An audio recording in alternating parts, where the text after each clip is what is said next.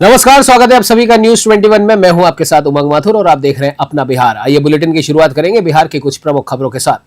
लखीसराय में शारदीय नवरात्रि के दूसरे दिन मंगलवार को मां दुर्गा के दूसरे स्वरूप मां ब्रह्मचारिणी की पूरे विधि विधान के साथ पूजा अर्चना की गई। शहर के बड़ी दुर्गा मंदिर और छोटी दुर्गा मंदिर सहित सभी देवी मंदिरों में आरती के लिए श्रद्धालुओं की भारी भीड़ उमड़ पड़ी।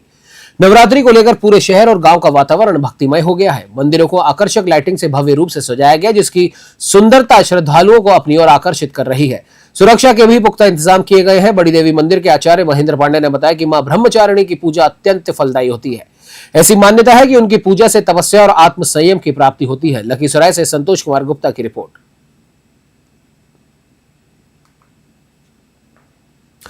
मोतिहारी के घोड़ा सहन में भेलवा बाजार स्थित एक दुकान पर मंगलवार सुबह एक दर्दनाक हादसा घटित हुआ, जिसमें एक जनरल स्टोर के मालिक संजीव कुमार सिंह की बिजली के करंट से मृत्यु हो गई। घटना के तुरंत बाद लोग उन्हें मोतिहारी अस्पताल ले गए, लेकिन चिकित्सकों ने उन्हें मृत घोषित कर दिया। मृतक भेलवा रुईहट्टा के रहने वाले थे और जयप्रकाश सिंह के पुत्र बताए जा रहे हैं। संजीव कुमार सिंह ने अपने परिवार के एकमात्र कमाने वाले सदस्य थे। उनकी मौत से उनकी पत्नी ज्योति देवी और 3 बेटियों पर दुखों का पहाड़ टूट पड़ा है। पुलिस ने शव का पोस्टमार्टम कराने के बाद शव परिजनों को सौंप दिया। सिकरहना से राहुल कुमार की रिपोर्ट।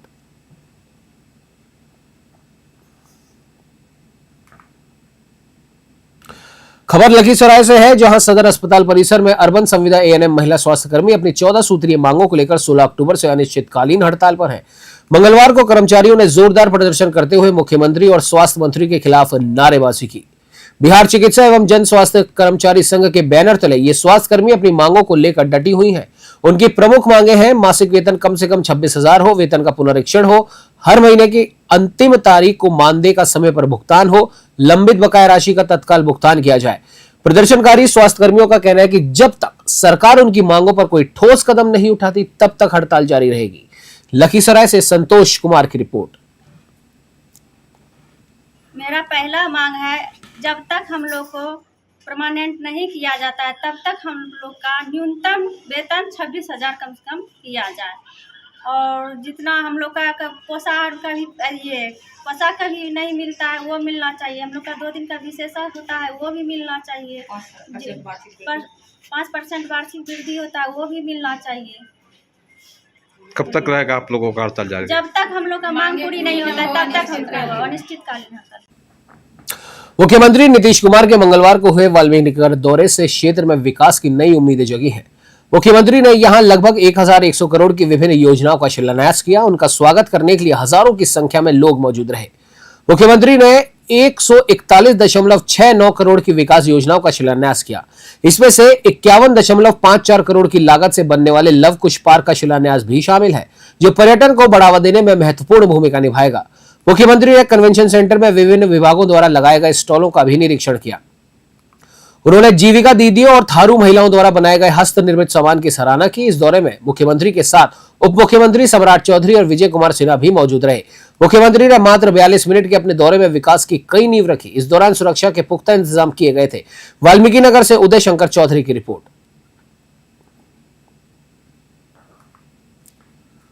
बढ़ते अगली खबर की ओर। आपको बता दें, जहानाबाद जिले के घोसी थाना क्षेत्र में सोमवार को एक ठेकेदार का शव मिलने से हड़कंप मच गया।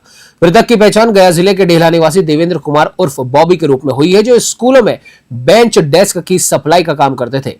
परिजनों ने आरोप लगाया कि ये एक सोची समझी हत्या की साजिश है। वे हत्यारों की तत्काल गिरफ्तारी और पीड़ित परिवार के लिए मुआवजे की मांग कर रहे हैं। इस घटना से आक्रोशित होकर सोमवार शाम को परिजनों और ग्रामीणों ने जहानाबाद अस्पताल मोड़ पर जमकर हंगामा किया और सड़क जाम कर दी। इससे शहर की मुख्य सड़क पर लंबा जाम लग गया। स्थिति को नियंत्रित करने के लिए सदर डीएसपी मनीष चंद्र चौधरी और टाउन थाने की पुलिस मौके पर पहुंची। पुलिस की कड़ी मशक्कत और समझाइश के बाद लोगों ने जाम समाप्त करा। जहानाबाद से वरुण कुमार की रिपोर्ट। हुआ घर ज्ञानगढ़ मठ हुआ, पोस्ट 100 बीघा, थाना घोसी। 10 बजे खा के ज्ञानगढ़ मठ से ही गए हैं और 10 बजे के बाद ही 12 बजे बून जो आया ना, 12 बजे ना पक्का 12 बजे में बून आया है। वो बून में इनको मार पीट के बून में और मार के धान में फेंकल थे। कोई घसगढ़ नहीं देखा कि फलना के कहाँ के ये आदमी है आ मार दिल के तय आके गाँव में घसगढ़ नियन कहा के तो सब देखे गए। पुलिस अल तो रोड पर ला के धरा और पहने थे टी शर्ट जीन्स चप्पल लालपुर सरकारी स्कूल प्राथमिक स्कूल के बगल में मारल थे। घोसी अनुमंडल का कोई मामला है, उसको लेकर के यहाँ पे रोड जाम किया गया था। समझा बुझा करके फैमिली वालों को हम लोगों ने हटाया है। अभी तक एप्लीकेशन नहीं दिया गया उस मामले को लेकर के कि क्या मामला है। आगे का जैसे ही हम लोगों को पता चलता है अग्रिम अनुसंधान शुरू की जाएगी, आगे की सारी प्रक्रिया पूर्ण की जाएगी। कितने देर तक जाम रहा सर? लगभग 30 मिनट्स के आसपास जाम हुआ है। क्या मांग थी लोगों की? अभी इन लोगों का मांग है कि हमारा जो काम है वो ज़्यादा हो। जब एप्लीकेशन दी जाएगी उसके बाद ही काम होगा ना। एप्लीकेशन इन्होंने नहीं दिया अभी तक। ठीक है, हत्या का मामला आ रहा है हाँ ये प्रथम दृष्टि आ रहा है, अभी कंफर्म नहीं है। अभी तक आप एप्लीकेशन नहीं आया है। एप्लीकेशन आने के बाद आगे का फिर हम आपसे बात करेंगे। नहीं पता है हमको अभी। ठीक है, रोड जाम की जानकारी हमको मिली है। ये सर जहानाबाद डिस्ट्रिक्ट में जहानाबाद में रह करके सरकारी विद्यालय में बेंच वगैरह पहुंचाने का काम करते थे, समझे। और ये बेंच लेकर के स्कूल में ही जा रहे थे। एक साजिश के तहत एक आदमी तो इस तरह से मर्डर नहीं कर सकता है। आप फोटो में भी देख सकते हैं कि किस तरह से इनको किया गया है। अभी आप लोग क्या कर रहे हैं? अभी हम लोग सरकार से मांग कर रहे हैं कि जो इस साजिश के तहत है, जितने भी लोग हैं, जिस गांव में मर्डर हुआ उस गांव में जा करके और पता लगा करके जितने भी लोग हैं इसमें उसको अरेस्ट किया जाए और हमको कड़ी से कड़ी सजा दिया जाए। हमको जांच होना चाहिए। बता रही है कि हत्यारा पकड़ा गया? नहीं, वो हम लोग को उस पे शक ही नहीं है। वो है ही नहीं। अभी आप लोग क्या किए? उसको स्क्रिप्टेड फंसाया गया है। और थाना को फोन अभी आप लोग क्या किए? हम लोग यहाँ लाए हैं रोड। बढ़ते अगली खबर की ओर। आपको बता दें, मोतिहारी जिले के घोड़ा सहन में एसएसबी और पुलिस ने मंगलवार शाम एक संयुक्त छापेमारी में नशीली दवाओं के साथ एक तस्कर को गिरफ्तार किया। ये गिरफ्तारी सीमावर्ती लक्ष्मीनिया टोला में की गई। एसएसबी की 71वीं बटालियन और झरोकर पुलिस को गुप्त सूचना मिली थी कि एक तस्कर भारत से नशीली दवाएं लेकर नेपाल जा रहा है। सूचना के आधार पर दोनों विभागों ने मिलकर गांव में नाकेबंदी की। जैसे ही तस्कर ने बाइक से नेपाल सीमा में घुसने की कोशिश की, उसे पकड़ लिया गया। तलाशी लेने पर बाइक की डिक्की से ट्रामाडोल टैबलेट की 40 स्ट्रिप्स और नाइट्राजेपाम टैबलेट की 4 स्ट्रिप्स बरामद हुई। पकड़े गए तस्कर की पहचान झरोकर थाना क्षेत्र के कोरैया गांव निवासी राजू प्रसाद कुशवाहा के रूप में हुई है। एसएसबी ने जब्त की गई बाइक और दवाओं के साथ आरोपी को झरोकर पुलिस को सौंप दिया है। पुलिस मामले में आगे की कार्रवाई कर रही है। सिखराना से राहुल कुमार की रिपोर्ट। बिहार के उप मुख्यमंत्री सम्राट चौधरी ने पटना में मीडिया से बात करते हुए अपने ऊपर लगे आरोपों पर सफाई दी। उन्होंने कहा कि उनके ऊपर जो आरोप लगे हैं उनका जवाब वो पहले भी कई बार दे चुके हैं। उन्होंने 1995 की घटना का जिक्र करते हुए कहा कि तब लालू यादव ने उनके परिवार के 22 लोगों को हिंसा के आरोप में जेल डाल दिया था, जिसके बाद लालू प्रसाद यादव ने उनसे माफी भी मांगी थी। उन्होंने स्पष्ट किया कि उन पर लगे सभी आरोप रिकॉर्ड में दर्ज है। पटना में होने वाली कांग्रेस की वर्किंग कमेटी की बैठक पर सम्राट चौधरी ने तंज कसते हुए कहा कि कांग्रेस ने 55 सालों तक देश को लूटने का काम किया। उन्होंने कहा कि राहुल गांधी ने अपनी यात्रा के दौरान बिहार के विकास को देख लिया है। उन्होंने कटाक्ष करते हुए कहा कि ये चुनाव का समय है, इसीलिए कांग्रेस नेता बिहार आ रहे हैं, जिससे बिहार के विकास का प्रचार होगा। पटना से अविनाश कुमार सिंह की रिपोर्ट। देखिए, एक चीज समझ लीजिए, मैंने अपने एक एक मुद्दे पर बार बार जवाब दिया है आपको। मैंने कहा कि 1995 में मेरे ऊपर लालू प्रसाद जी ने गैंगवार में पूरे परिवार के मेरे 22 लोग मेरे परिवार से जेल में डाले गए। ये मैं जीवन भर बोलता हूं, मैंने विधानसभा के अंदर भी कहा। और दूसरी बात, 22 लोगों को जेल में डाला, मेरे घर तोड़ दिए गए और इसके साथ साथ ह्यूमन राइट्स कमीशन ने बिहार की तत्कालीन सरकार को प्लेंटी किया, उनको सजा किया। लालू प्रसाद जी ने इसी मिलर स्कूल के मैदान पर माफी मांगा। देखिए, मैं कोई नई बात नहीं करता। मेरे ऊपर जो भी आरोप है वो सारे सार्वजनिक है। मैं बार बार कहता हूं कि मेरे चीजों को मैं तो सब दिन बोलते रहा हूं कि मेरे ऊपर जो भी मामले हैं वो सारे चीज रिकॉर्ड में स्थापित है। बढ़ते अगली खबर की ओर। आपको बता दें कि नालंदा के हिलसा शहर के रामबाबू हाई स्कूल मैदान में मंगलवार को राष्ट्रीय जनतांत्रिक गठबंधन यानी कि एनडीए के घटक दलों का एक कार्यकर्ता सम्मेलन आयोजित किया गया। कार्यक्रम की अध्यक्षता भाजपा जिलाध्यक्ष राजेश कुमार ने की, जबकि संचालन जदयू जिलाध्यक्ष ने किया। आपको बता दें, कार्यक्रम का उद्घाटन मुख्य अतिथि मंत्री जयंत राज, भाजपा के पूर्व एमएलसी प्रेम रंजन पटेल और अन्य एनडीए नेताओं ने दीप प्रज्वलित कर किया। मंत्री जयंत राज ने अपने संबोधन में कहा कि नालंदा में नीतीश कुमार के प्रति लोगों का सम्मान है, फिर भी यहां से वोटों की संख्या कम आती है। उन्होंने इस बार नालंदा की सभी 7 सीटों पर जीत का लक्ष्य रखा। उन्होंने कहा कि मुख्यमंत्री नीतीश कुमार के नेतृत्व में हर क्षेत्र में विकास हो रहा है और बिहार देश का पहला राज्य है जहां घर घर में उद्योग लगाने की पहल की गई है। विधायक कृष्ण मुरारी शरण ने सम्मेलन को ऐतिहासिक बताया और कहा कि नीतीश कुमार ने महिलाओं को जो अधिकार दिए हैं वो किसी और सरकार ने नहीं दिए। जी हाँ, उन्होंने हिलसा विधानसभा से चुने जाने वाले किसी भी उम्मीदवार को जिताने के लिए एकजुट होकर काम करने की अपील की। नालंदा के हिलसा से अविनाश पांडे की रिपोर्ट।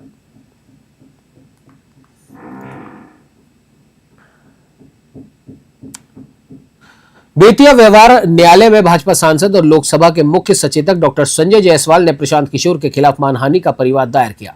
सांसद ने आरोप लगाया कि प्रशांत किशोर ने बिना किसी सबूत के उन पर आपत्तिजनक टिप्पणी की, जिससे उनकी मानहानि हुई है।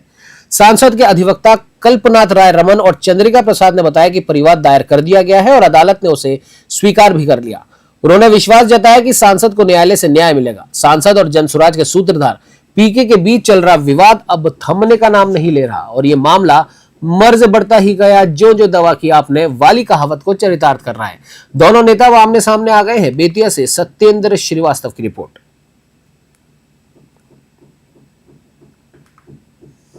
सवाल के द्वारा आज न्यायालय में प्रशांत किशोर पर एक परिवाद पत्र दाखिल किया गया है। परिवाद पत्र क्यों दाखिल किया गया?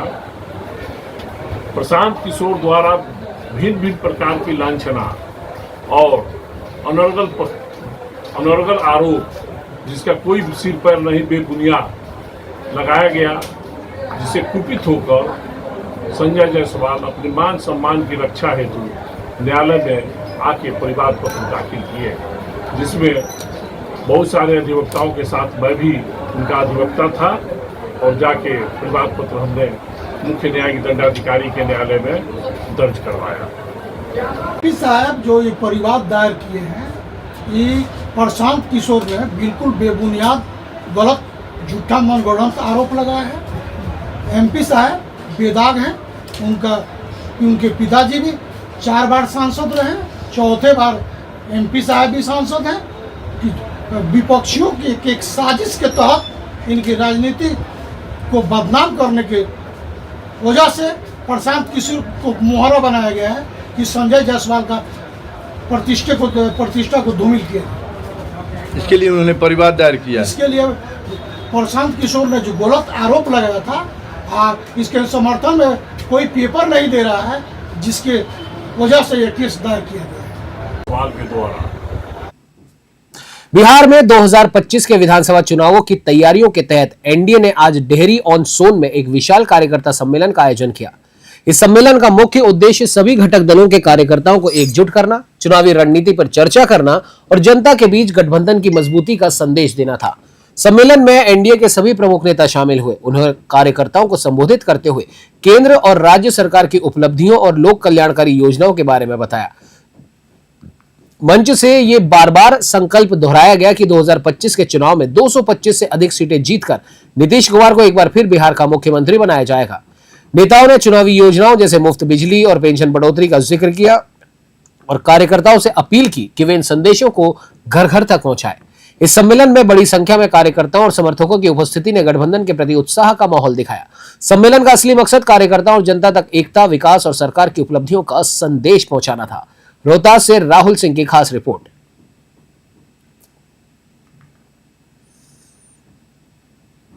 हम आप मीडिया के सभी भाइयों को और आपके माध्यम से देख रहे हैं सभी दर्शकों को, हमारे अभिभावकों, नौजवान साथी, माताएं, बहनों को लोक जनशक्ति पार्टी परिवार की तरफ से बड़े को चरण स्पर्श करते हुए ढेर सारी बधाइयां, शुभकामनाएं। सबको नवरात्रि की भी शुभकामनाएं। अभी आगामी 2025 में जो बिहार विधानसभा होना है, उसमें देख रहे होंगे 243 के 43 सीट पर एनडीए घटक दल के हम लोग 5 सहयोगी दल मिलकर एक कार्यकर्ता सम्मेलन कर रहे हैं। कार्यकर्ता सम्मेलन में का उद्देश्य है कि हम लोग पांचों घटक दल एक साथ मिलकर, हम लोग सब एनडीए के कार्यकर्ता हैं और सब बूथ बूथ पर जाकर हम लोग एनडीए के उम्मीदवार को जिताने का कार्य करेंगे,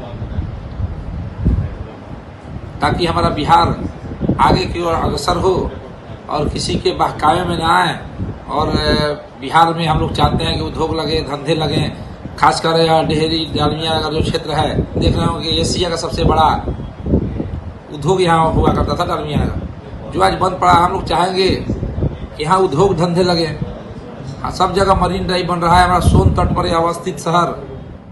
नमस्कार, मेरा नाम अयान खान है और आप न्यूज़ 21 देख रहे हैं। इस वक्त मेरी मौजूदगी 212 डेहरी विधानसभा क्षेत्र में हो चुकी है, जहां पर आज एनडीए की कार्यकर्ता सम्मेलन है। इसमें एनडीए के पांचों घटक दल मौजूद हैं और किस तरीके का 212 डेहरी विधानसभा क्षेत्र में प्रदर्शन दिख रहा है और वोटर और सपोर्टर यहां पर पहुंचे हुए, हम उनसे बात करने की कोशिश करेंगे कि किस तरीके का डेहरी विधानसभा क्षेत्र में इस बार माहौल बन रहा है और लोग किसके साथ जाना पसंद कर रहे हैं। बहुत बहुत स्वागत है। पहले तो क्या नाम होगा आपका? मेरा नाम अक्षय कुमार पासवान पड़ेगा और लोक जनशक्ति पार्टी के प्रदेश महासचिव भी हैं। हम लोग यही चाहेंगे कि डेहरी विधानसभा से चिराग पासवान जी को सीट कंफर्म यहाँ से लड़ना चाहिए और हमारे यहाँ के जो भी कैंडिडेट लड़े, लेकिन यहाँ तो लोक जनशक्ति पार्टी को मिलता है तो 110% गारंटी है कि पूर्ण बहुमत से एनडीए को सरकार में हम लोग समर्थन करेंगे। और माननीय चिराग पासवान जी का यही नारा था कि बिहार फर्स्ट, बिहारी फर्स्ट, और उनके पहले भी हमारे पूर्व नेता बोल करके चले गए हैं स्वर्गीय श्री राम विलास पासवान जी, हम उस घर में दिया चलाने चला है जहां सदियों से पहले अंधेरा था। तो मेरे मित्रों, हम यही कहेंगे कि हम लोग अपना पूर्ण बहुमत चिराग पासवान जी को इसलिए देते हैं, बिहार फर्स्ट, बिहारी फर्स्ट, और उनसे उम्मीद है कि हमारे बिहार को विकसित राज्य बनाएंगे। और पढ़ाई लिखाई के तो बात ही नहीं करना है, वो उनका राज रहा तो शिक्षा और रोजगार हम लोग को आगे मिल सकता है। डेहरी के लिए बेहतर उम्मीदवार कौन? डेहरी के लिए बेहतर उम्मीदवार हमारे ये सोनू सिंह जी हैं और हर दुख सुख में शामिल रहने वाले हैं। सोनू सिंह जी को अगर मिलता है तो कंफर्म रहेगा, वो जीतेंगे।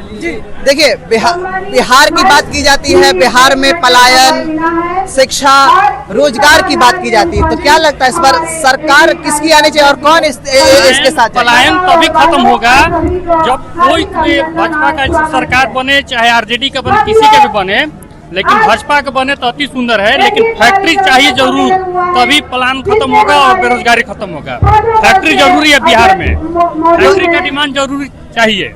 एक दौर था, ये डालमिया इंडस्ट्रीज एक वक्त का नाम था, वो अब खंडहर में तब्दील हो चुका है। फिर से उसको कौन एस्टेब्लिश करने की बात करेगा? इसलिए कि ये ट्रेन और बस खुलने से या नौकरी देने से रोजगार खत्म नहीं होगा। फैक्ट्री खुल जाएगा, लोगों के पास रोजगार हो जाएगा, पैसा हो जाएगा, तो सारा कुछ ठीक लगेगा। राजनीतिक होके चाहे महंगाई होके, फैक्ट्री जरूरी होके, भाजपा कहीं सरकार रहे अति अच्छा है, बात बढ़िया है, लेकिन फैक्ट्री जरूरी खुलना जरूरी चाहिए। ये आवाज पहुंचना चाहिए प्रधानमंत्री जी पास, मुख्यमंत्री जी पास, ताकि हमें ट्रेन बस नहीं चाहिए, फैक्ट्री चाहिए। बिल्कुल बिल्कुल, फैक्ट्री रहेगा तो सारा कुछ समस्या खत्म हो जाएगी। बिहार के लिए बेहतर उम्मीदवार कौन? बिहार के लिए बेहतर उम्मीदवार भाजपा का ही सरकार होना चाहिए और प्लस में फैक्ट्री खुलना चाहिए। बिहार के लिए चिराग पासवान जी से बेटर हमको तो कोई नहीं लगता है, इसलिए नहीं लगता है कि वो पढ़े लिखे हैं, युवा। क्या नाम होगा? शुभ नाम इंद्रजीत प्रताप सिंह, वैश्विक प्रतिनिधि। कहाँ से आए हैं? राजनीतिज्ञ, विशेषज्ञ, बिहार केसरी। आप आए कहाँ से हैं? वार्ड नंबर 18 डेहरी से आए हुए हैं। यहीं से इतना अखबार कहाँ से कलेक्ट करके लाए? ये आज की मेरे है, आज जो मैं इसका प्रतिनिधित्व किया हूँ, और बाकी कल के हैं, परसों के हैं, सब इकट्ठे कर लिए तेजी में। मैं इसको अपने आवास में आवासीय बनाया नहीं, इसके चलते मेरे हंसते करदे में है। यहाँ क्यों उपस्थित हुए, किस लिए उपस्थित हुए, क्या मकसद है?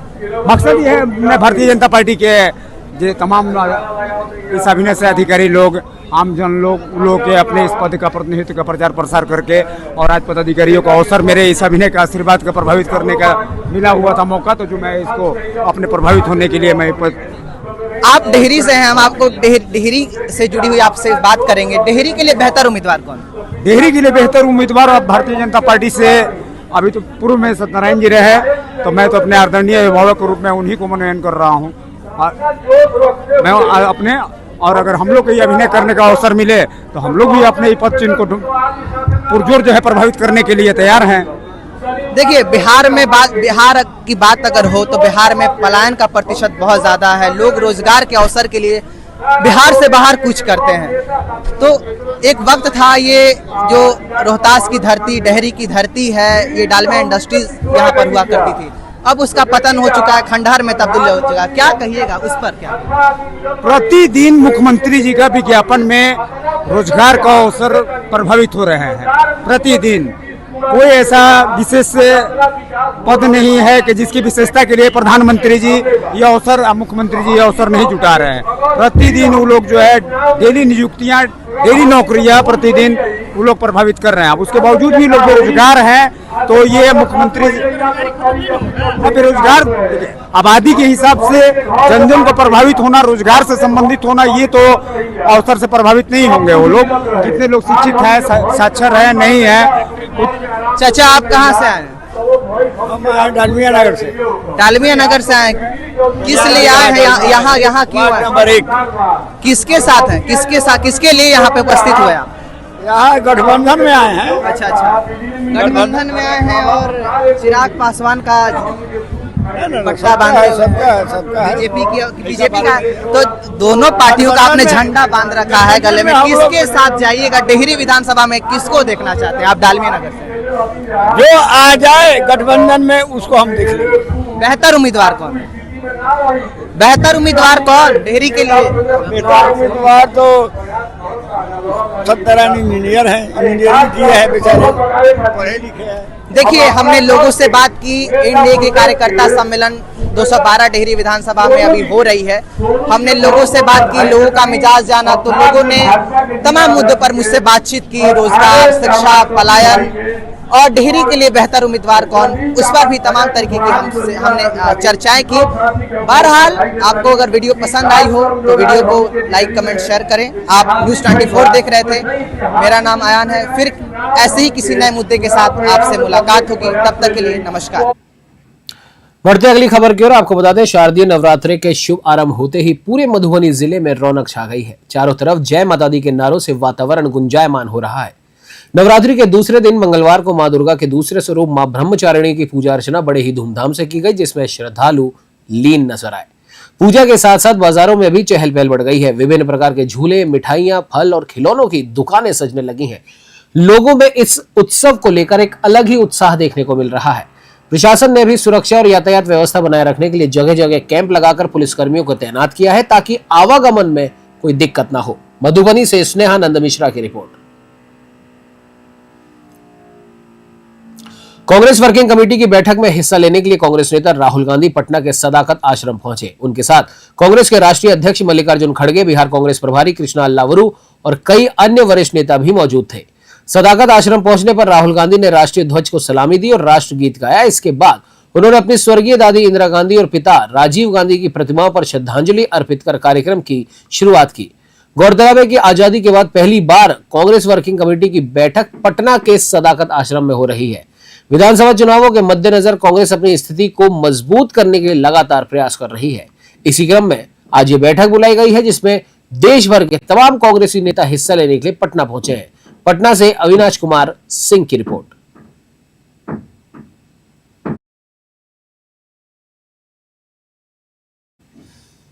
इस बुलेटिन में फिलहाल इतना ही। देश प्रदेश की तमाम बड़ी खबरों की जानकारी के लिए आप बने रहिए हमारे साथ और देखते रहिए न्यूज़ 21। नमस्कार।